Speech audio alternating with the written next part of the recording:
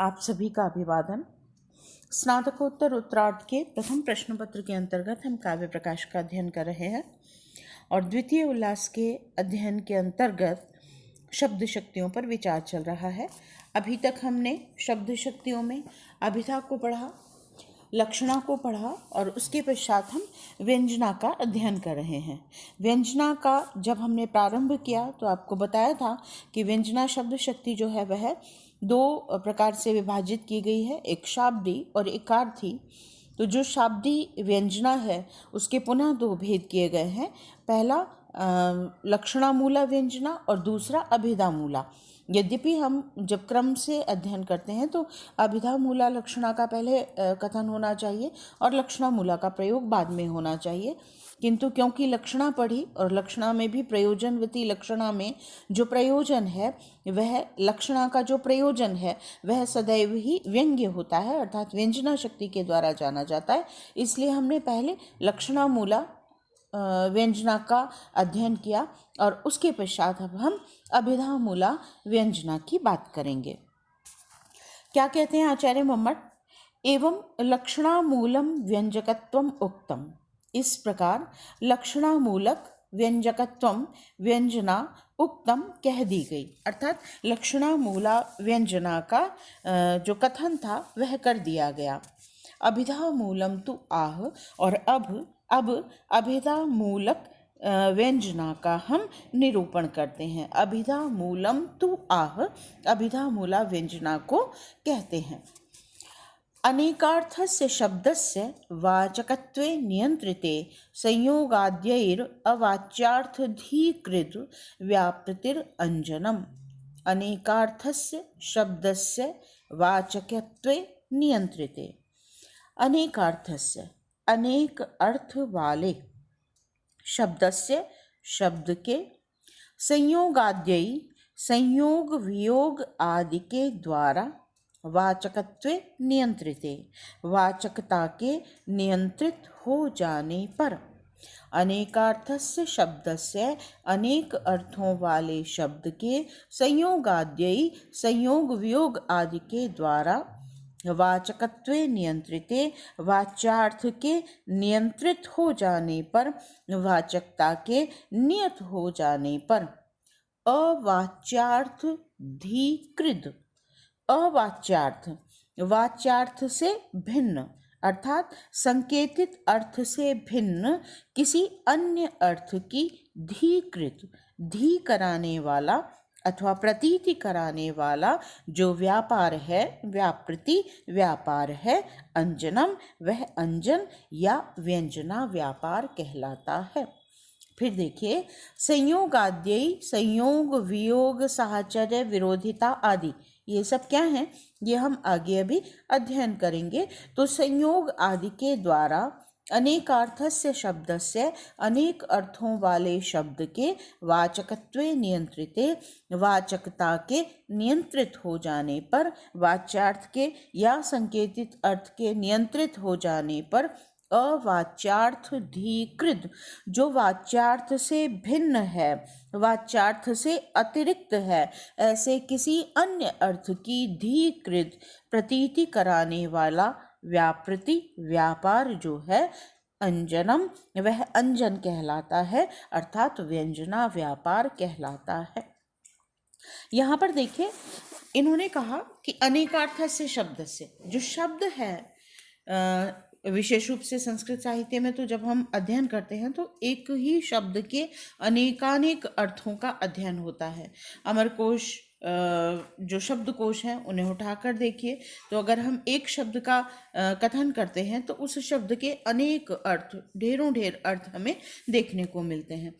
वो सारे अर्थ किसी एक स्थान पर काम नहीं आते हैं। तो अनेक अर्थों वाले शब्द में से जब हम प्रयोग करते हैं तो संयोग वियोग प्रकरण साहचर्य विरोधिता आदि के आधार पर उन अनेक अर्थों में से कोई भी एक अर्थ निश्चित हो जाता है कि यहाँ पर इस शब्द का यह अर्थ है। तो इस सबके नियंत्रित करने में या इसमें शब्दों की वाचकता को नियंत्रित करने में कारक क्या होते हैं? संयोग, वियोग, प्रकरण, देश, काल, लिंग, स्वर आदि, इन सब के द्वारा अनेकार्थक शब्दों में से कोई एक अर्थ नियत कर दिया जाता है, निश्चित कर दिया जाता है। लेकिन उस अर्थ के अतिरिक्त भी कोई अन्य अर्थ वहां पर प्रतीत होता है, सहृदयों को आभासित होता रहता है, अनुभव होता रहता है। तो यह जो अन्य अर्थ है, यह जो अन्य अर्थ की प्रतीति है, यही वस्तुतः व्यंजना व्यापार है, अथवा हम कहें कि इसे ही व्यंग्यार्थ कहा गया है। इसके मूल में क्योंकि अभिधा होती है, क्योंकि अभिधा में ही अर्थ नियंत्रित हुआ, और उसी अभिधा से हमें एक अन्य अर्थ की, अभिधा से नहीं, उसी स्थिति में हमें अनेकार्थक शब्दों में से एक अर्थ के नियंत्रित हो जाने पर भी एक अतिरिक्त अर्थ की प्रतीति होती रहती है। तो वहाँ अभिधा भी सहकारी होती है, या अभिधा पर वह आश्रित होता है, इसलिए इसे अभिधा मूला व्यंजना का नाम दिया गया है। क्या इसकी मुख्य बातें हैं? जो वाच्यार्थ है वह साक्षात संकेतित अर्थ होता है, और उसके नियंत्रित हो जाने पर जो अन्य अर्थ की अभिव्यक्ति होती है वह व्यंजना व्यापार कहलाता है।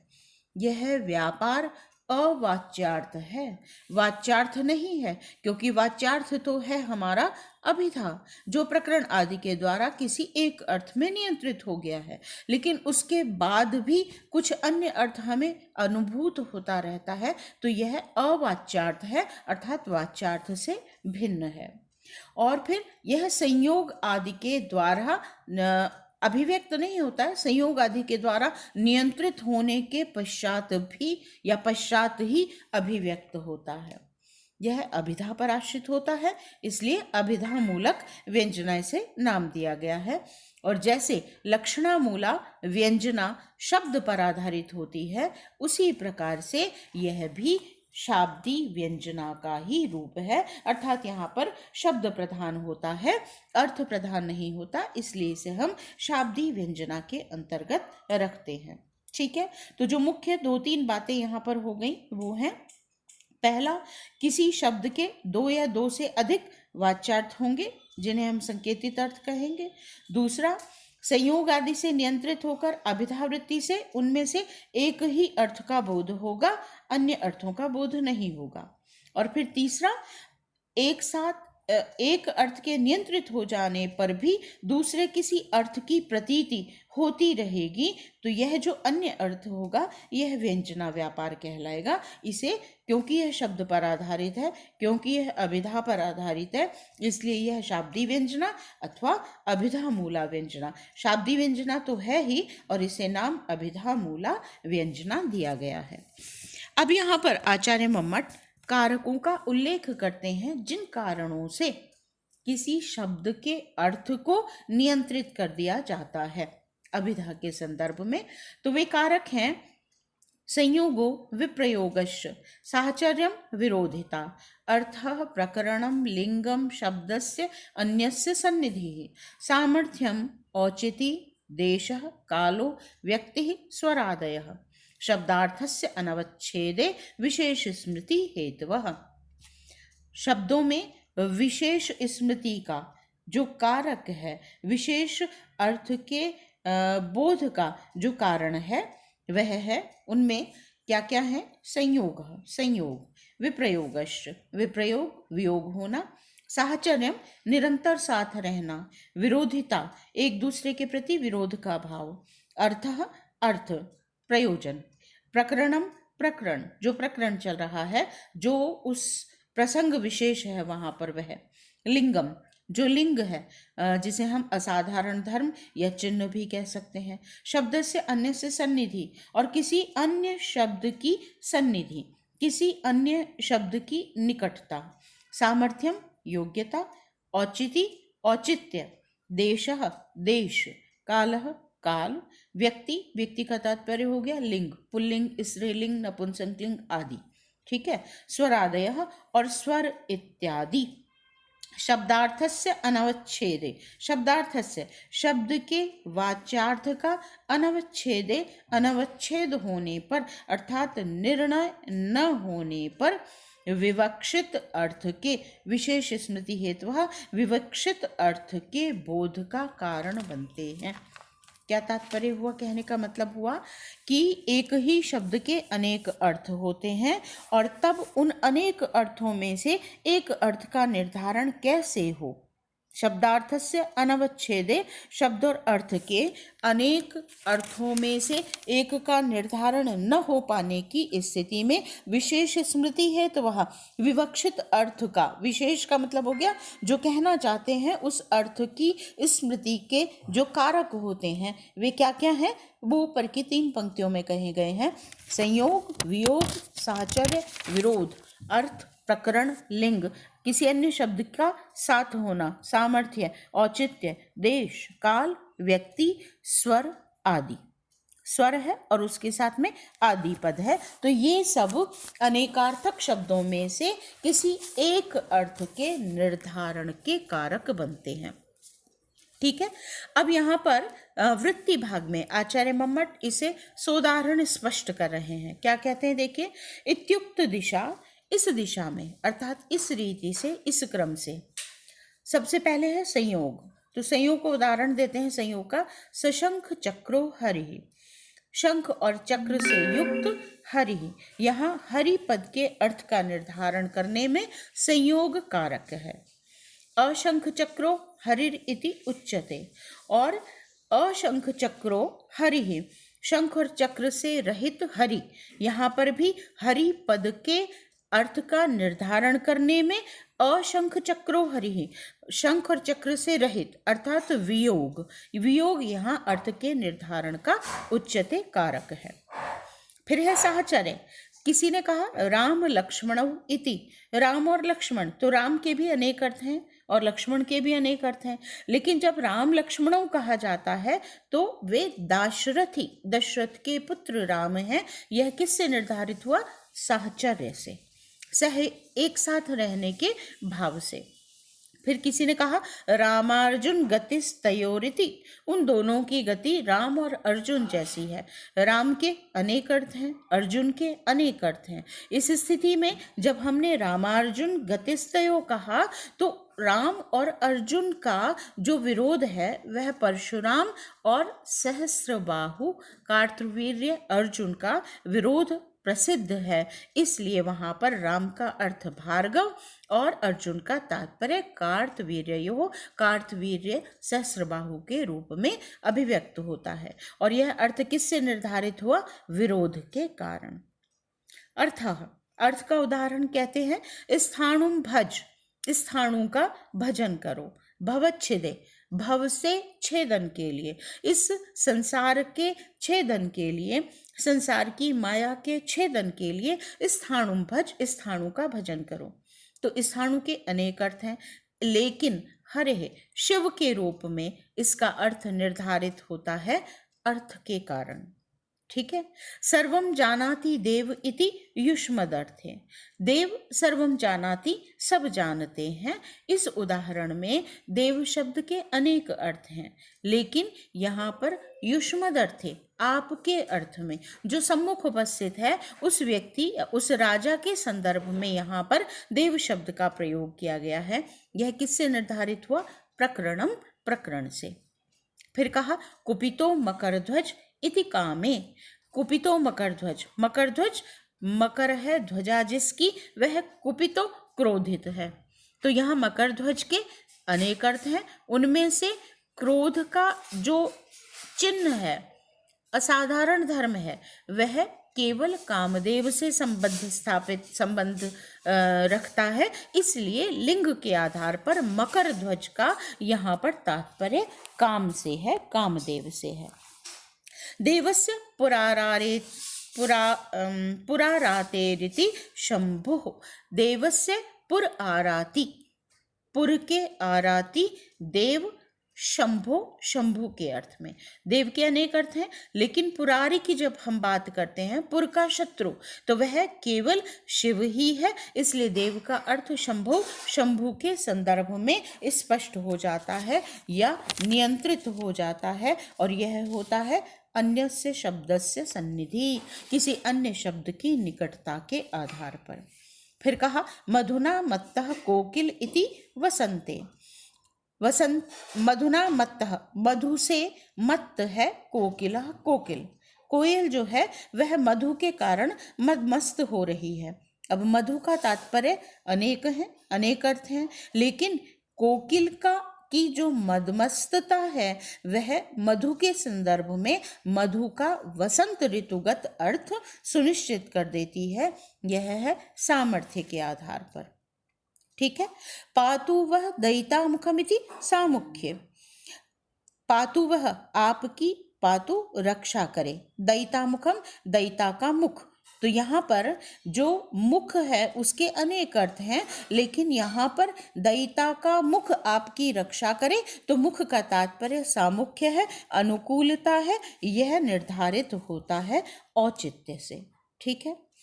फिर कहा भात्यत्र परमेश्वरः, यहाँ पर परमेश्वर सुशोभित होते हैं, विराजित होते हैं।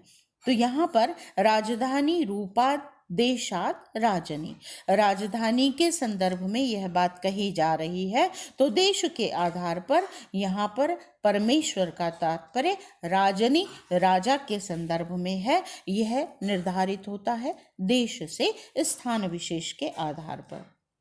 फिर कहा चित्रभानुर विभाति इति, चित्रभानु सुशोभित होते हैं।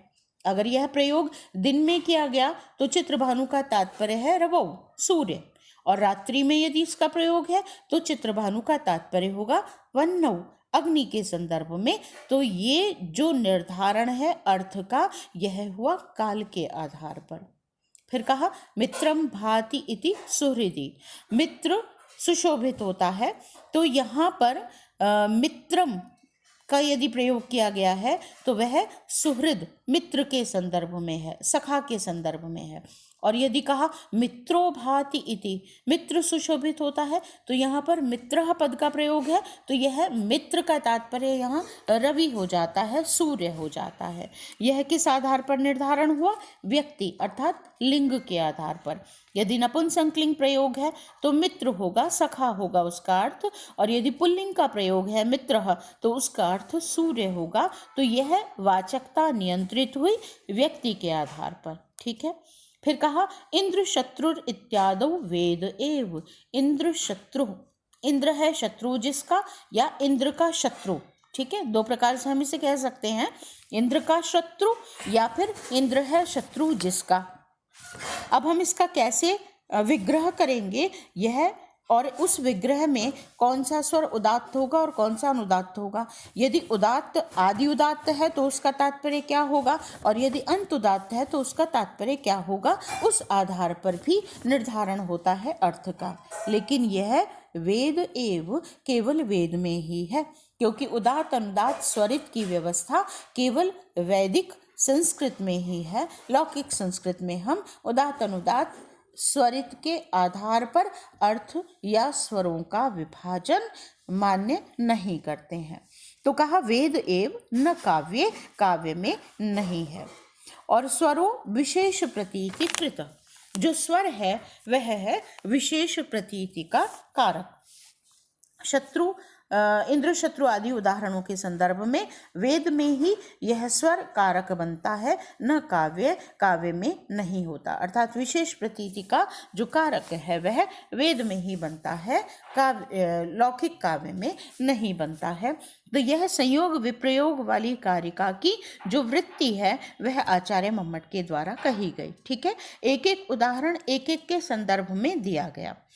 अब इस वृत्ति और कारिका को सम्मिलित रूप से हम पढ़ते हैं और थोड़ा विस्तार के साथ इसका अध्ययन करते हैं। तो सबसे पहले कहा संयोग, और संयोग के लिए वृत्ति में उदाहरण दिया आचार्य मम्मट ने, सशंख चक्रो हरिः। क्या कहा, देखिए संयोग में सशंख चक्रो हरिः, जो हरि है उस हरि पद के अनेक अर्थ हैं। क्या क्या अर्थ है उसके? हरि यम के लिए भी प्रयुक्त होता है, हरि अनिल के लिए प्रयुक्त होता है, वायु के लिए, हरि शुक के लिए प्रयुक्त होता है, तोते के लिए, या हरि शब्द का अर्थ कपि होता है, वानर होता है, हरि शब्द का अर्थ सिंह भी होता है, और हरि शब्द का अर्थ विष्णु भी होता है। अब इतने सारे अर्थों में से हम किसी एक अर्थ का निर्धारण कैसे करेंगे? तो कहते हैं संयोग के आधार पर यहाँ हरि शब्द विष्णु के अर्थ में हरि शब्द की वाचकता नियंत्रित हो जाती है, अर्थात हरि शब्द का वाच्यार्थ निर्धारित हो जाता है विष्णु। कहा स शंख चक्रो हरि, शंख और चक्र से जो युक्त है वह हरि। आपका कल्याण करें, आपकी रक्षा करें, कुछ भी कहा जा सकता है। तो हरि के अनेक अर्थों में से, हरिपद के अनेक अर्थों में से हरिपद का विष्णु अर्थ निर्धारित हो गया, वाच्यार्थ उसका नियंत्रित हो गया। किस आधार पर? संयोग के आधार पर। क्यों? क्योंकि शंख और चक्र केवल विष्णु के द्वारा ही धारण किए जाते हैं। किसी वानर, किसी सिंह, यम, अनिल, शुक, किसी अन्य के द्वारा शंख और चक्र का धारण नहीं किया जाता। तो शंख चक्र का जो धारण करने का या उनके साथ संयोग का जो आधार है वह केवल विष्णु के संदर्भ में ही स्पष्ट होता है। इसलिए हरिपद का अर्थ विष्णु है, यह नियंत्रित हो जाता है। किस आधार पर? संयोग के आधार पर। ठीक है, अनेक अर्थ होते हैं। और यदि आपने रामचरितमानस का अध्ययन किया है या रामायण, रामचरितमानस तुलसीकृत, तो वहाँ पर आपने जो बाल कांड है वहाँ पर वह प्रसंग भी पढ़ा होगा कि जो नारद है, नारद मोह का प्रसंग, जिसे प्रायः मंचन करते समय, अभिनय करते समय भी रामलीला आदि में दिखाया जाता है कि नारद ऋषि को एक बार मोह हो गया था और उन्हें लगा कि मुझसे बड़ा भक्त कोई नहीं है, और ऐसा उन्होंने अपना मंतव्य जाकर शिव के सम्मुख अभिव्यक्त किया। तो शिव ने कहा, मुझसे कहा, लेकिन विष्णु जी से ये बात मत कहना। तो जो नारद हैं उन्हें और अधिक अभिमान हुआ और वो फिर विष्णु के पास जाकर कहते हैं कि मुझ जैसा जो सन्यासी है, निर्मोही है, जिसे किसी प्रकार का मोह कदापि नहीं हो सकता, ऐसा अन्य कोई नहीं है। तब उनके अहंकार का मर्दन करने के लिए विष्णु जी द्वारा एक लीला रची जाती है, जहाँ लक्ष्मी जी को एक नगर की राजकुमारी बनाकर उनके स्वयंवर का जो कार्य है या माया है वह रची जाती है।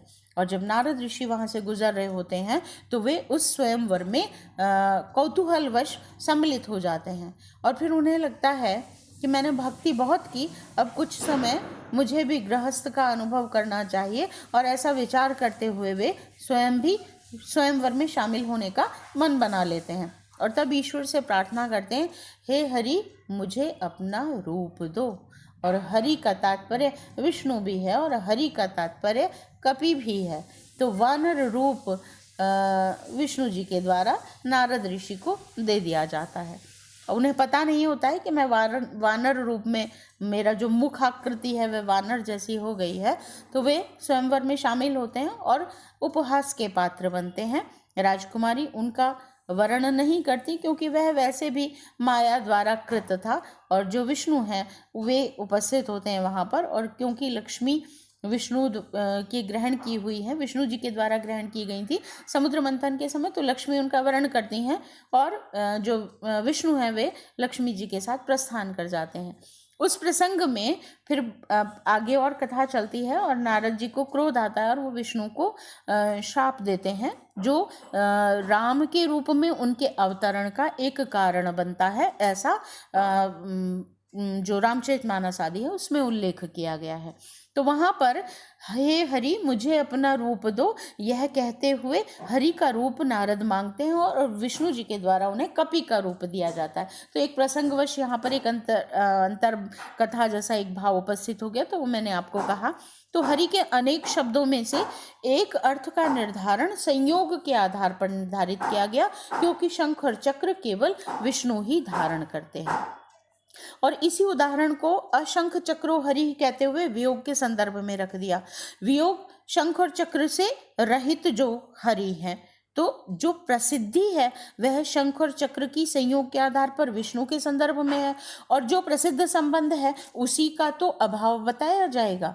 इसलिए जब कहा अशंख चक्रो हरि, तो उस प्रसिद्ध संबंध के अभाव में जो अभाव से युक्त जो हरि है, तो यहाँ भी हरि पद का जो अर्थ है वह विष्णु के संदर्भ में निर्धारित हो जाता है, लेकिन इसके निर्धारण का जो कारक बनता है वह बनता है वियोग, उस प्रसिद्ध संबंध का अभाव।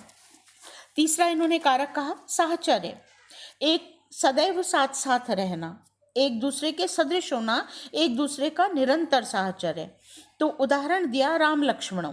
जब कहा राम और लक्ष्मण, तो राम शब्द का अर्थ, राम पद के और भी अनेक अर्थ हैं, जैसे परशुराम, जैसे बलराम, जैसे मनोज्ञ आदि, सुंदर, अभिरम रमणीय है जो, तो अनेक अर्थों में से। और लक्ष्मण जो है उसके भी अर्थ हैं। लक्ष्मण शब्द का अर्थ, लक्ष्मण सारस को भी कहते हैं, और दुर्योधन के एक पुत्र का नाम भी लक्ष्मण था। तो हम किस लक्ष्मण की बात कर रहे हैं?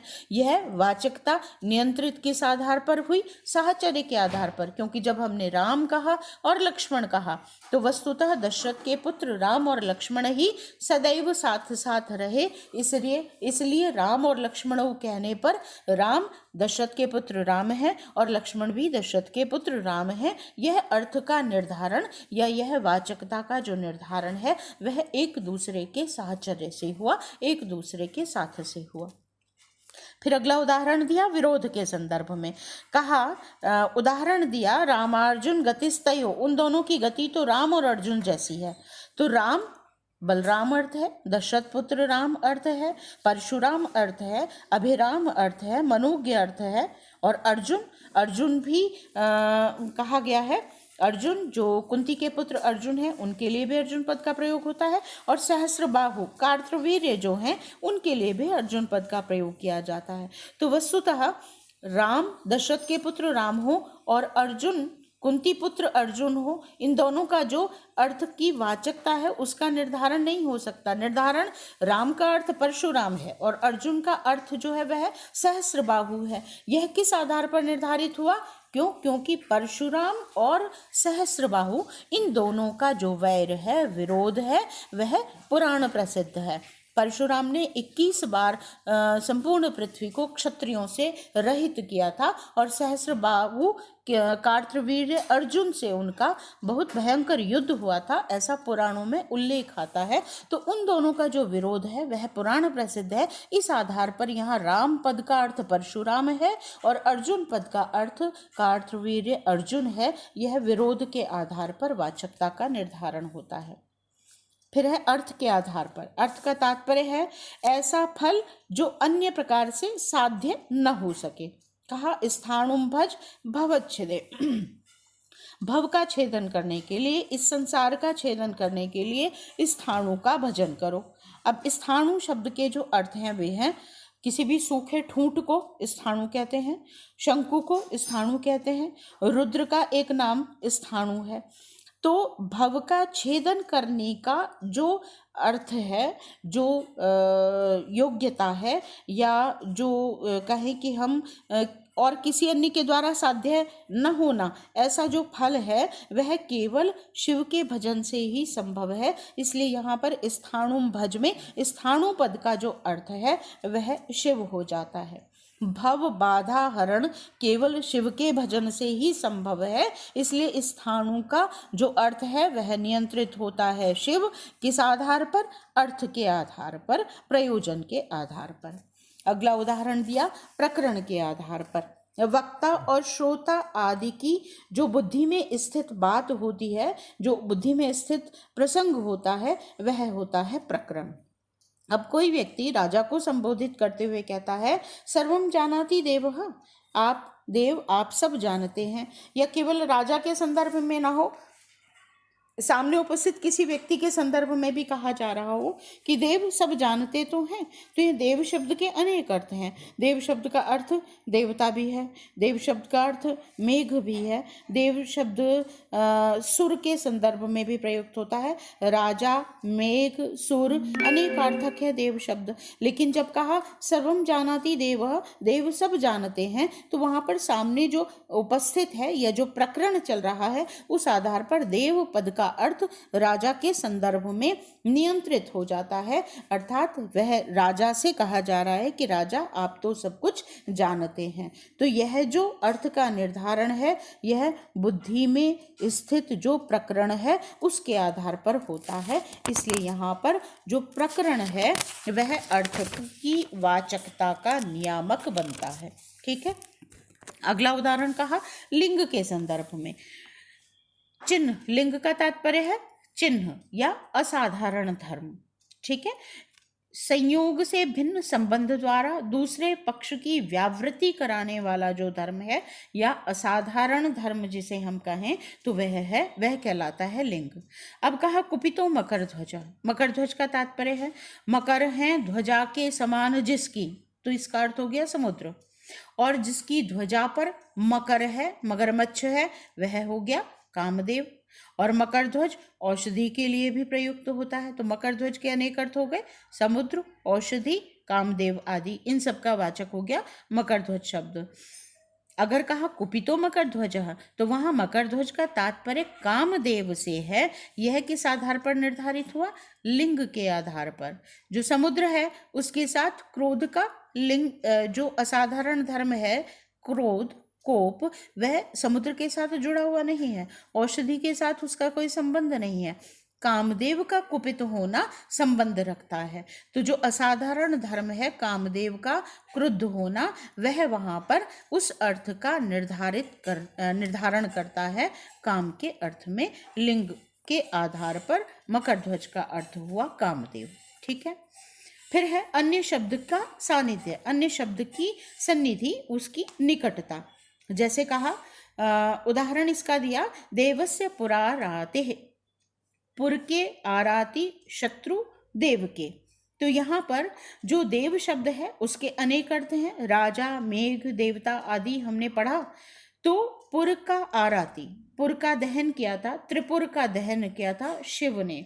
तो जब त्रिपुरारी उनका अर्थ, उनके लिए संबंध या संबोधन का प्रयोग किया जाता है, इसका तात्पर्य हुआ कि पुर का आराती हो गया शिव।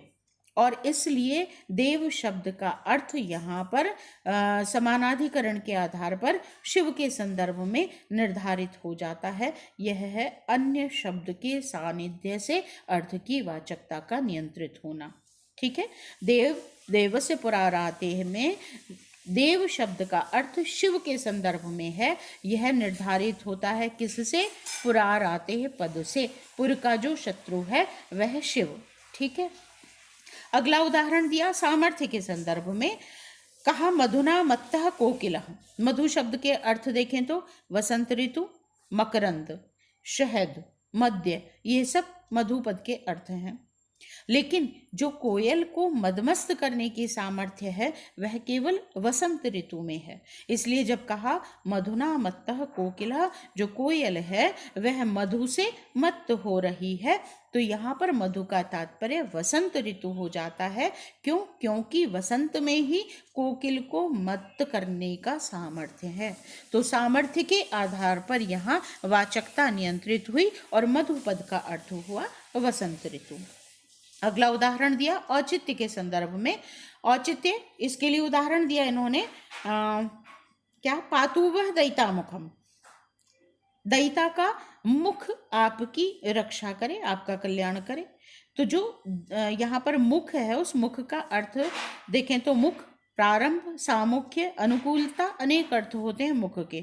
लेकिन दयिता के संदर्भ में, प्रियतमा के संदर्भ में अगर हम मुख की बात कर रहे हैं तो वहाँ पर प्रियतमा की अनुकूलता या सामुख्य जो है वही उत्कंठित प्रेमी का परित्राण करने की योग्यता रखता है। इसलिए मुख का तात्पर्य सामुख्य होता है, अनुकूलता होता है। यह निर्धारण होता है औचित्य के आधार पर।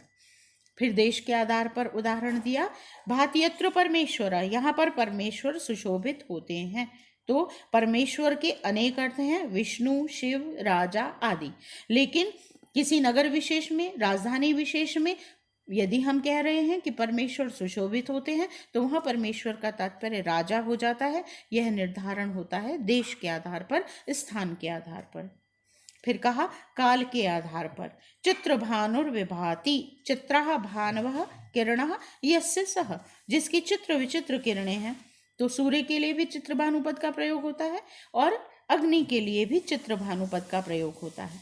यदि दिन के संदर्भ में कहा जा रहा है चित्रभानुर्विभाति, दिन में चित्रभानु अर्थात चित्रभानु सुशोभित हो रहे हैं, तो यहाँ चित्रभानु जो पद है उसका अर्थ सूर्य होगा। यह काल से निर्धारित हुआ, क्योंकि सूर्य दिन में ही सुशोभित होता है, रात्रि को तो दिखाई भी नहीं देता हमें, तो इसलिए चित्रभानु पद का अर्थ वहाँ सूर्य है। यह काल के आधार पर निर्धारित हुआ।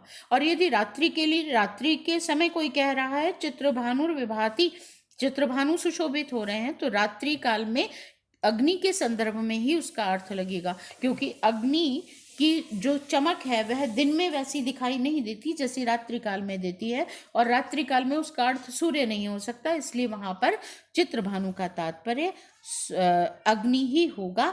यह अर्थ की वाचकता का निर्धारक हुआ काल यहाँ पर। अगला उदाहरण दिया, व्यक्ति। पुल्लिंग स्त्रीलिंग आदि के आधार पर भी अर्थ की का निर्धारण होता है या वाचकता का नियंत्रण होता है। कहा मित्रम भाति, तो यहाँ पर नपुंसकलिंग का प्रयोग किया गया। मित्रम नपुंसकलिंग पद है। मित्र के अनेक अर्थों में से एक अर्थ है सुहृद, सखा, वह रूप नपुंसकलिंग में चलते हैं। तो जब कहा मित्रम भाति तो नपुंसकलिंग प्रयोग होने से यहाँ पर मित्र पद का अर्थ सखा है, यह निर्धारित हो जाता है। लेकिन कहा मित्रो भाति तो पुल्लिंग प्रयोग हुआ यहाँ पर, और पुल्लिंग वहाँ पर पुल्लिंग होने पर उस मित्र पद का अर्थ सूर्य होगा, क्योंकि सूर्य के लिए पुल्लिंग पद का प्रयोग किया जाता है। तो यहाँ पर वाचकता का नियंत्रण किया लिंग ने, स्त्रीलिंग, पुल्लिंग, नपुंसकलिंग आदि ने, तो यह व्यक्ति का उदाहरण हो जाता है। और फिर इसके बाद आते हैं स्वर आदि। तो उदात्त, अनुदात्त आदिकृत जो भेद हैं, इसको कहा केवल यह वेद में ही नियामक है, काव्य में नियामक नहीं है। ठीक है, और आदि से तात्पर्य काकु आदि से है।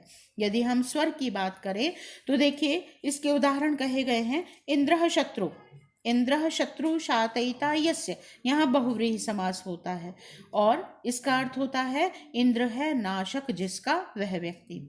दूसरा अर्थ है इंद्र से शत्रु शातयिता, इंद्र का शत्रु, यहाँ षष्ठी तत्पुरुष समास होता है, और इसका अर्थ हो जाता है इंद्र का नाशक। एक में तो इंद्र है नाश करने वाला जिसका, और एक में हो जाता है इंद्र का नाशक। ठीक है, तो यहाँ समास की भिन्नता में कारक बनता है स्वर भेद। पहले विग्रह में इंद्र शत्रु शातयिता यस्य, पहले विग्रह में बहुव्रीहि समास में आदि उदात्त होता है, आदि स्वर उदात्त होता है, और दूसरा इंद्र से शत्रु में जो अंत पद है, अंत स्वर है, वह उदात्त होगा। तो यहाँ पर स्वर के आधार पर अर्थ का निर्धारण होता है कि बहुव्रीहि समास परक अर्थ लगेगा अथवा षष्ठी तत्पुरुष का जो अर्थ है वह यहाँ पर निर्धारित किया जाएगा। फिर कहा वेद एव न काव्ये स्वरो विशेष प्रतीतिकृत, वेद में ही जो स्वर है वे विशेष अर्थ की प्रतीति के कारक बनते हैं, वे काव्य में विशेष अर्थ की प्रतीति के कारक नहीं होते। इसके अतिरिक्त आदि काकु आदि का जब हम बात करते हैं तो काकु आदि से भी अर्थ का निर्धारण होता है। क्योंकि यह व्याख्यान अधिक विस्तार हो गया है इसका, इसलिए जो आगे का हिस्सा है वह हम अगले व्याख्यान में पढ़ेंगे।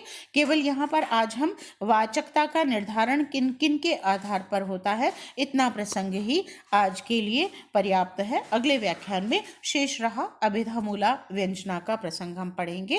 तब तक के लिए धन्यवाद।